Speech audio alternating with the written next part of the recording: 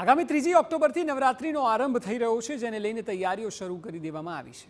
ત્યારે રાજકોટમાં નવરાત્રિ દરમિયાન કોઈ અનિચ્છનીય બનાવ ન બને તે માટે તંત્ર દ્વારા કેટલાક નિયમોમાં ફેરફાર કરાયો છે, જેમાં આયોજકો માટે કેટલાક નવા નિયમો ઉમેરવામાં આવ્યા છે। શું નિયમો નક્કી કરાયા છે તે પણ જાણી લઈએ। ખાનગી આયોજકોએ સોગંદનામામાં રજૂ કરવા પડશે નામ। સ્ટ્રક્ચર સ્ટેબિલિટી સર્ટિફિકેટ રજૂ કરવું ફરજિયાત છે। માર્ગ અને મકાન વિભાગ પાસેથી લેવું પડશે સર્ટિફિકેટ। ફાયર સુવિધા ઇલેક્ટ્રિક સાધનોનો પણ પ્રમાણપત્ર લેવા પડશે। ખાણીપીણીના સ્ટોલ માટે ફૂડ ઇન્સ્પેક્ટરની મંજૂરી ફરજિયાત બનાવાઈ છે।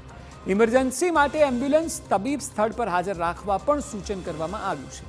રાજકોટમાં નવરાત્રિ મહોત્સવ દરમિયાન આયોજિત ગરબા કાર્યક્રમોમાં પ્રવેશ માટે આધાર કાર્ડ ફરજિયાત કરવામાં આવ્યું છે અને હવે નિયમો વધુ કડક કરાયા છે। આ વચ્ચે રાજ્ય સરકારના પ્રવક્તા પ્રધાન ઋષિકેશ પટેલનું નિવેદન સામે આવ્યું છે કે ગુજરાતના સૌથી મહત્વના તહેવારને ધ્યાનમાં લઈને તંત્ર સજ્જ છે। કોઈ અનિચ્છનીય બનાવ ન બને તે માટે તકેદારી રખાઈ રહી છે।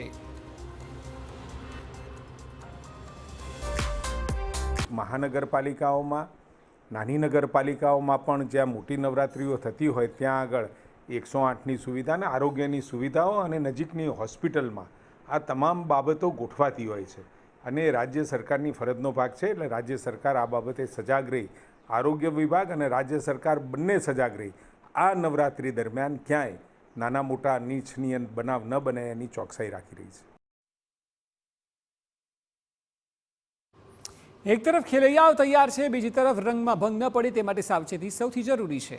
ત્યારે આ કડક નિયમો ચોક્કસથી આવકાર્ય છે, કારણ કે લોકોની સુરક્ષા એટલી જ મહત્વની છે જેટલો મહત્વનો તહેવાર।